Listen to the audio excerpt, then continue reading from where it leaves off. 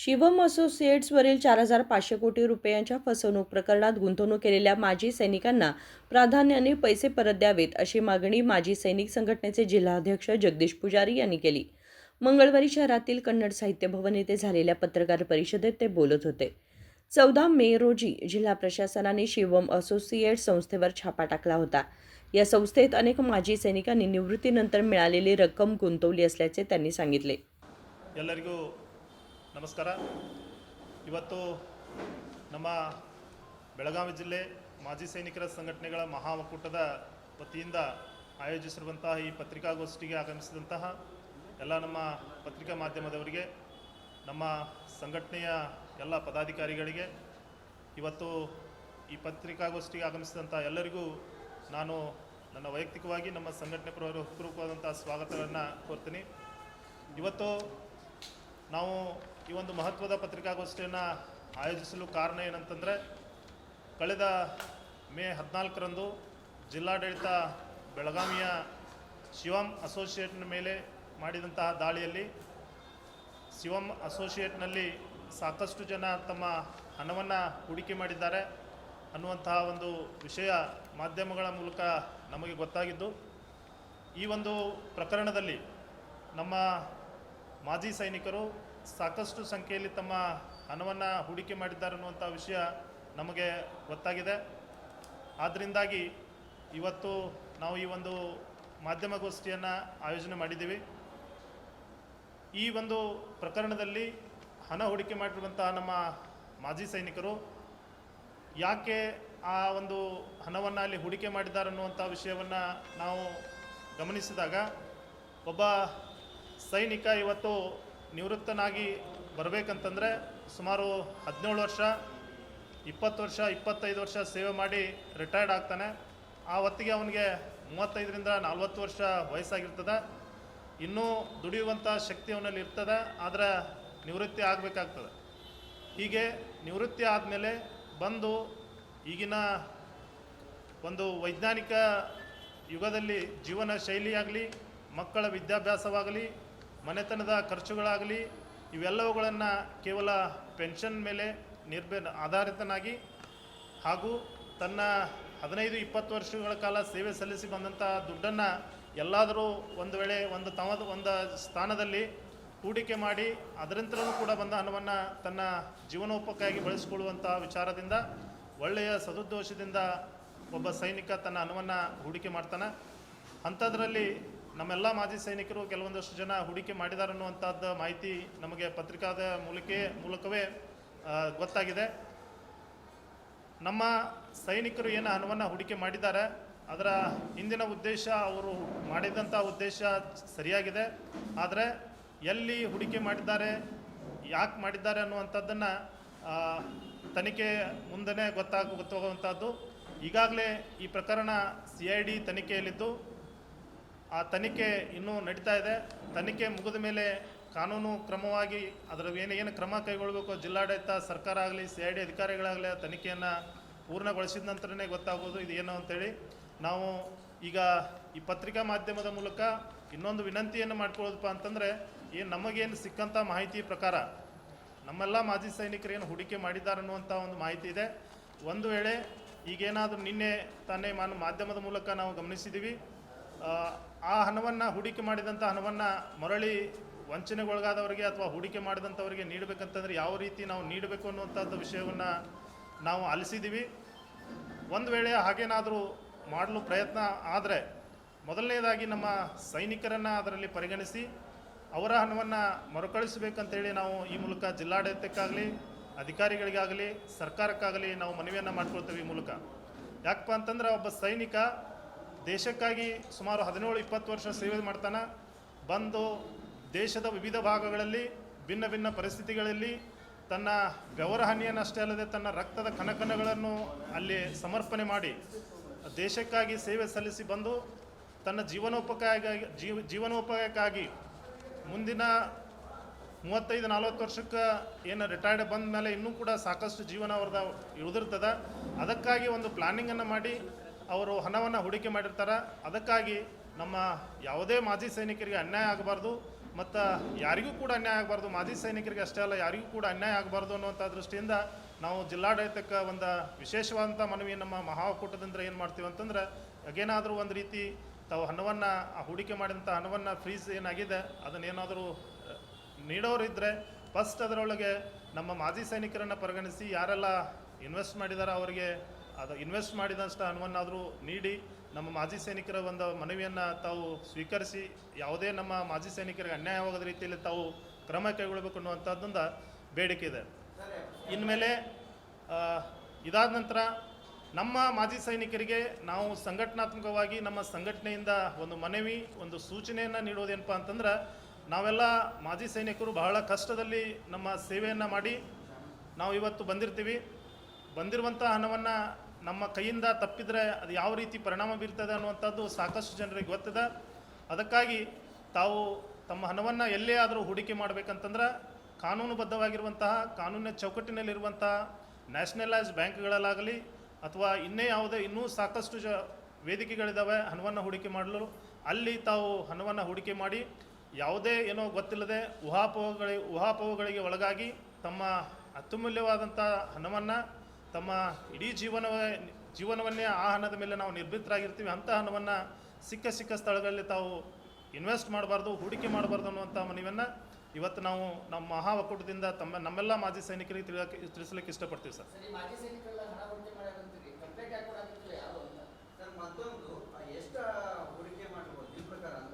Sir, ಇದ್ರ ಬಗ್ಗೆ ನಮಗೆ ಇನ್ನೂವರೆಗೂ ನಮಗೂ ಕೂಡ ನಾವು ಸಂಘಟನಾತ್ಮಕವಾಗಿ ಏನು ಇವತ್ತು ಪ್ರೆಸ್ ಮೀಟ್ ಮಾಡಿದ್ವಿ, ಇಲ್ಲಿವರೆಗೂ ನಮಗೆ ಯಾವುದೇ ಮಾಹಿತಿ ಇಲ್ಲ ಸರ್ ಇದ್ರ ಬಗ್ಗೆ. ನಮ್ಮ ಎಷ್ಟು ಜನ ಮಾಜಿ ಸೈನಿಕರು ಹೂಡಿಕೆ ಮಾಡಿದಾರೆ ಅನ್ನೋದು ಗೊತ್ತಿಲ್ಲ. ಮಾಧ್ಯಮದ ಮೂಲಕನೇ ಗೊತ್ತಾಗಿರೋದು, ಸಾವಿರಾರು ಸಂಖ್ಯೆಯಲ್ಲಿ ಮಾಜಿ ಸೈನಿಕರಲ್ಲಿ ಹೂಡಿಕೆ ಮಾಡಿದಾರೆ ಅನ್ನೋಂಥದ್ದು ಮಾಧ್ಯಮದ ಮೂಲಕ ಗೊತ್ತಾಗಿದ್ದು. ನಮ್ಮ ಸಂಘಟನೆಗೆ ಅಥವಾ ನಮಗಾಗಲಿ ಇನ್ನೂವರೆಗೂ ಯಾರೂ ನಾವು ಇನ್ವೆಸ್ಟ್ ಮಾಡಿದ್ದೀವಿ, ನಾವು ಇಷ್ಟು ಇನ್ವೆಸ್ಟ್ ಮಾಡಿದ್ದೀವಿ ಅಂತ ನಮಗೆ ಗೊತ್ತಿಲ್ಲ.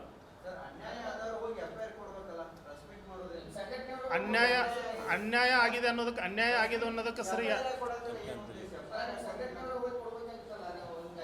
ಸಂಘಟನೆದು ಕೊಡಕ್ಕೆ ಸರ್. ಈಗ ಸಂಘಟನೆಯಲ್ಲಿ ನಮಗೆ ಇನ್ನೋವರೆಗೆ ನಮಗೂ ಕೂಡ ಯಾರೂ ಬಂದು ಹೇಳಿಲ್ಲ ಸರ್. ಮಾಧ್ಯಮದಲ್ಲಿ ಈಗಾಗಲೇ ನಾವು ವರದಿಯನ್ನು ನೋಡಿದ್ದೀವಿ. ಫಸ್ಟ್ ದಿನ ಏನು ಇದಾಗಿತ್ತು ಅವಾಗನ ಮಾಧ್ಯಮದವರು ಹೇಳಿದ್ದಾರೆ ಸಂಘಟನೆಯಲ್ಲಿ ಸಾಕಷ್ಟು ಜನ ಮಾಜಿ ಸೈನಿಕರು ಇದರ ಮೇಲೆ ಹೂಡಿಕೆ ಮಾಡಿದ್ದಾರೆ ಅಂತೇಳಿ. ಅದೇ ಆಧಾರದ ಮೇಲೆ ಇದು ಭಾಳಷ್ಟು ಚರ್ಚೆ ಒಳಗಾಗಿದೆ ಈ ವಿಷಯ. ಇಡೀ ರಾಜ್ಯದಲ್ಲೇ ಚರ್ಚೆ ಇದೆ, ಇಡೀ ದೇಶದಲ್ಲೇ ಚರ್ಚೆ ಇದೆ. ಹಾಗಾಗಿ ನಮ್ಮ ಮಾಜಿ ಸೈನಿಕರು ಎಷ್ಟು ಮಾಡಿದಾರೋ ಏನು ಮಾಡಿದಾರೋ ಅದು ಗೊತ್ತಿಲ್ಲ. ಬಟ್ ಮಾಡಿದರೆ ಆ ರೀತಿ ನಮ್ಮ ಸೈನಿಕರನ್ನ ಪರಿಗಣಿಸ್ರಿ ಅನ್ನುವಂಥ ಉದ್ದೇಶದಿಂದ ನಾವು ಸಂಘಟನಾತ್ಮಕವಾಗಿ ಈ ಕ್ರಮವನ್ನು ಮಾಡತ್ತೇವೆ ಸರ್. ನಾವು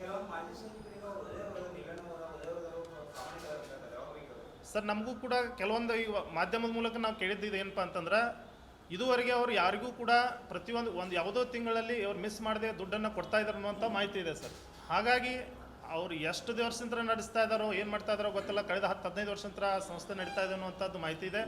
ಅಲ್ಲಿಂದ ಇಲ್ಲಿವರೆಗೂ ಕೂಡ ಇವತ್ತಿನವರೆಗೂ ಕೂಡ ಯಾರಿಗೂ ತಪ್ಪಿಸದ್ಲೆ ಹಣ ಕೊಟ್ಟಿದ್ದಾರೆ ಅನ್ನುವಂಥದ್ದು ಗಮನಕ್ಕೆ ಬಂದಿದೆ. ಆದರೆ ಅದು ಎಲ್ಲಿಂದ ಬರ್ತಾ ಇದೆ, ಹೇಗೆ ಬರ್ತಾ ಇದೆ ಅನ್ನುವಂಥದ್ದು ಮುಖ್ಯ ಆಗ್ತದೆ. ಅದನ್ನು ನಾವು ಮಾಜಿ ಸೈನಿಕರು ಗಮನಿಸಿ ಮುಂದಿನ ದಿನಮಾನದಲ್ಲಿ ನಾವು ಕ್ರಮ ಕೈಗೊಳ್ಳಬೇಕು.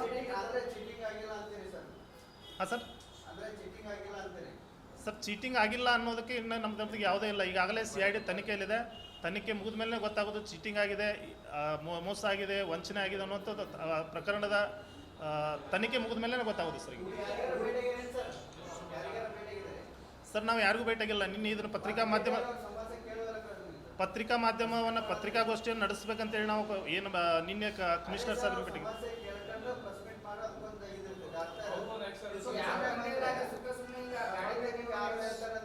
ಆಗಿಲ್ಲ ಸರ್. ಸುಖ ಸುಮ್ಮನೆ ಅಂತಿಲ್ಲ. ನಮಗೂ ಕೂಡ ಈಗ ಮಾಧ್ಯಮದ ಮುಖಾಂತರ ಗೊತ್ತಾಗಿರುವಂಥ ವಿಷಯ, ಸಾಕಷ್ಟು ಜನ ಮಾಜಿ ಸೈನಿಕರು ಇದರಲ್ಲಿ ಭಾಗವಹಿಸ್ತಾರೆ ಅನ್ನುವಂಥದ್ದು.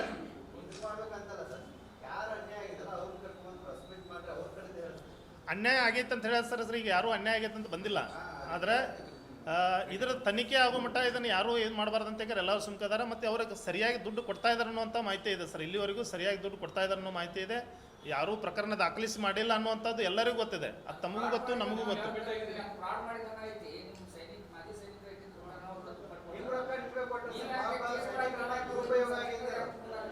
ಏನು ಸರ್? ಅಲ್ಲ, ಸೈನಿಕರ ಮುಂದೆ ಅಲ್ಲ, ನಮ್ಮ ಕಡೆ ಯಾರಾದರೂ ಬಂದ್ರೆ ಗೊತ್ತಾಗೋದಿಲ್ಲ ಸರ್. ಈಗ ಯಾರಾದರೂ ಆ ರೀತಿ ನಮ್ಮ ಕಡೆ ಯಾರಾದರೂ ಬಂದರೆ, ನಾವು ಇಂಥ ಇನ್ವೆಸ್ಟ್ ಮಾಡಿದ್ದೀವಿ, ನಮ್ಮ ಮೋಸ ಆಗಿದೆ, ನಮ್ಮ ಕಡೆ ಬಂದರೆ ನಾವು ಕೂಡ ಜಿಲ್ಲಾಧಿಕಾರಿ ಅವರಿಗೆ ಅವ್ರು ಎಷ್ಟು ಜನ ಸೇರಿದಾರೆ ಅನ್ನೋದನ್ನು ಕೊಡ್ಬೋದು ನಮ್ಮ ಜೊತೆ ನಮ್ಮ ಥರ ಬಂದ್ರೆ.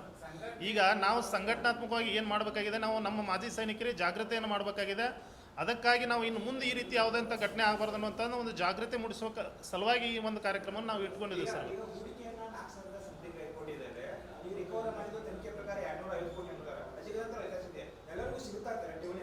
ಸರ್ ಅದು ಈಗ ತನಿಖೆ ಮುಗಿದ ಮೇಲೆ ಅದರ ಏನು ಅಧಿಕಾರಿಗಳು ಅದಕ್ಕೆ ಏನು ಆಯೋಜನೆಗೊಂಡಿದ್ದಾರೆ ಅವ್ರ ಮೂಲಕನೇ ಗೊತ್ತಾಗೋದು ಸರ್. ಇದು ನಮಗೆ ಗೊತ್ತಾಗೋದಿಲ್ಲ. ಇದು ಪ್ಲೀಸ್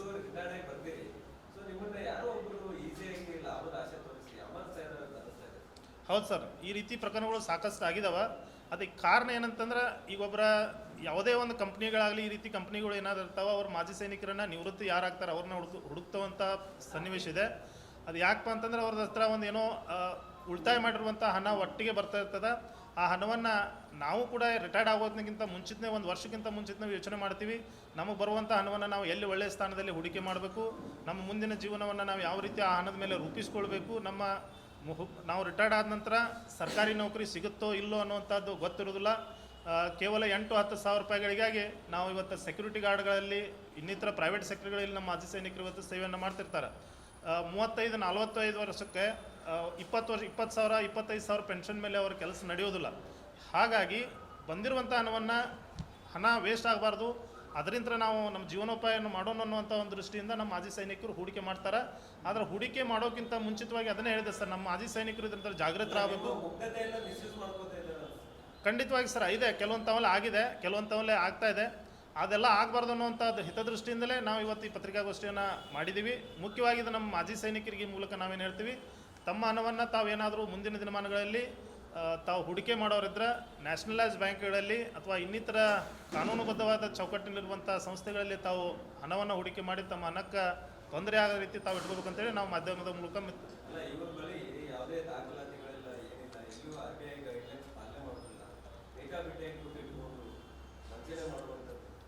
ಆಗಿದೆ ಸರ್. ಅದಕ್ಕಾಗಿ ಈಗ ತನಿಖೆ ನಡೆದಿದೆ. ಆ ತನಿಖೆ ನಡೆದ ಮೇಲೆ ನಮಗೆ ಇದ್ರ ಬಗ್ಗೆ ಗೊತ್ತಾಗೋದು, ಅದು ಎಷ್ಟು ನಿಜ ಇದೆ, ಎಷ್ಟು ಸುಳ್ಳಿದೆ, ಮೋಸ ಆಗಿದೆಯೋ ಇಲ್ಲೋ ಅನ್ನೋಂಥದ್ದು ಗೊತ್ತಾಗೋದು ತನಿಖೆನ ಮುಗಿದ ಮೇಲೆ ಗೊತ್ತಾಗೋದು. ಮನವಿ ಸರ್, ನಾವು ಮಾನ್ಯ ಜಿಲ್ಲಾಧಿಕಾರಿಗಳಿಗೆ ಮನವಿ ಕೊಡಬೇಕನ್ನು ಅಂದ್ಕೊಂಡಿದ್ದೀವಿ. ಆದರೆ ನಮ್ಮ ಕಡೆನೂ ಇದುವರೆಗೂ ಯಾರೂ ಮಾಜಿ ಸೈನಿಕರು ಬಂದಿಲ್ಲ. ನಮಗಿದೆ ಮನವಿಯನ್ನು ಕೊಡ್ತೀವಿ ಸರ್. ನಾವು ಮಾನ್ಯ ಜಿಲ್ಲಾಧಿಕಾರಿಗಳಿಗೆ ಇನ್ನೊಂದು ವಾರ 1-2 ದಿನದಲ್ಲಿ ನಮ್ಮ ಸಂಘಟನೆ ಪರವಾಗಿ ಬೆಳಗಾವಿ ನಮ್ಮ ಮಾನ್ಯ ಜಿಲ್ಲಾಧಿಕಾರಿಗಳಿಗೆ ಮನವಿ ಕೊಡಬೇಕಂತ ವಿಚಾರ ಇದೆ.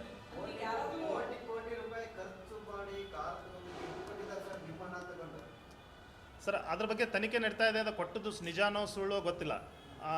ಅದ್ರ ಬಗ್ಗೆ ತನಿಖೆ ಮುಗಿದ ಮೇಲೆ ಎಲ್ಲರಿಗೂ ಗೊತ್ತಾಗ್ತದೆ, ನಮಗೂ ಅದ್ರ ಮೇಲೆ ಅವಾಗ ಗೊತ್ತಾಗೋದು. ಇಲ್ಲ ಸರ್, ಇದುವರೆಗೆ ನಮ್ಮನ್ನು ಯಾರೂ ಭೇಟಿಯಾಗಿಲ್ಲ. ಆದರೆ ಈ ವಿಷಯ ಏನು ಬಹಳಷ್ಟು ಚರ್ಚೆಯಲ್ಲಿರೋದ್ರಿಂದ ನಾವು ನಮ್ಮ ಸೈನಿಕರನ್ನು ಇನ್ನು ಮುಂದೆ ಆದರೂ ಜಾಗೃತಿಗೊಳಿಸೋಂಥ ಉದ್ದೇಶದಿಂದ ನಾವು ಪ್ರೆಸ್ ಮೀಟ್ ಮಾಡಿದ್ವಿ. ಹೊರತಾಗಿ ಅದು ಮಾಡಿದ್ದು ತಪ್ಪು, ನಮ್ಮ ಮಾಜಿ ಸೈನಿಕರು ಮಾಡಿದ ತಪ್ಪು, ಪರ ವಿರೋಧ ಯಾವುದೂ ಇಲ್ಲ. ಇಲ್ಲಿ ಯಾರೂ ಭೇಟಿಯಾಗಿಲ್ಲ ಸರ್. ओके सर, धन्यवाद सर. यावेळी त्यांनी नागरिकांना इशारा देत सांगितले की जास्त नफ्याच्या आमिषाला बळी पडून कुठेही गुंतवणूक करू नये. या प्रकरणाच्या तपासातून पैशांचा स्रोत आणि व्यवहारांबाबत आणखी माहिती समोर येण्याची शक्यता असल्याचेही त्यांनी नमूद केले. विनोद कोलकार, KMM मराठी, बेळगाव.